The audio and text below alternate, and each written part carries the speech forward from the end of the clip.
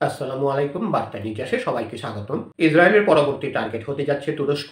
ফিলিস্তিনের Gaza, Lebanon, Iran থেকে শুরু করে ইয়েমেন প্রায় সবখানেই সামরিক হামলা চালিয়ে ইসরায়েল এখন কার্যত আঞ্চলিক অস্থিরতার কেন্দ্রবিন্দুতে। এরই মধ্যে সম্প্রতি কাতারের রাজধানী দোহায় বিমান হামলা চালায় তেল আবিব। ওই ঘটনার পর এবার তুরস্কেও উদ্বেগ বেড়েছে। আঙ্কারার কূটনৈতিক মহলে প্রশ্ন ঘুরপাক খাচ্ছে, ইসরায়েলের পরবর্তী লক্ষ্য কি তবে তুরস্ক? দর্শক, পরবর্তী খবর পেতে আমাদের চ্যানেলটি সাবস্ক্রাইব করে আমাদের পাশে থাকুন।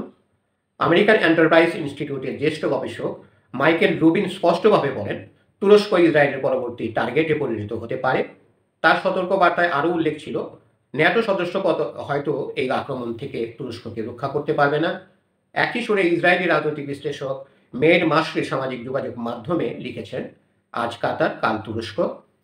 এর প্রতিক্রিয়ায় তুর্কি প্রেসিডেন্ট রিসেপ তাইপ এরদোগানের একজন ঘনিষ্ঠ উপদেষ্টা তীব্র সতর্কতা দিয়ে বলেন, যদি ইসরায়েল তুরস্কের উপর হামলার চিন্তাও করে তবে দেশটির জন্য ভয়াবহ শাস্তি অপেক্ষা করছে।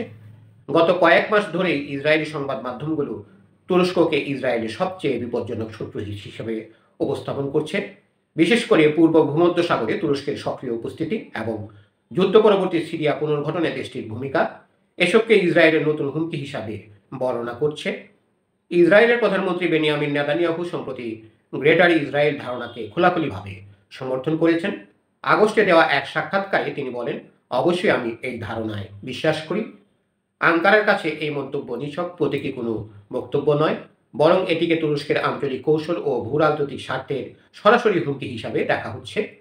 তুরস্কের পররাষ্ট্রমন্ত্রী হাকান ফিদান আল জাজিরাকে দেওয়া এক সাক্ষাৎকারে বলেন, গ্রেটার ইসরায়েলের উদ্দেশ্য হলো এ অঞ্চলের দেশগুলোকে দুর্বল, অকার্যকর ও বিভক্ত করে রাখা।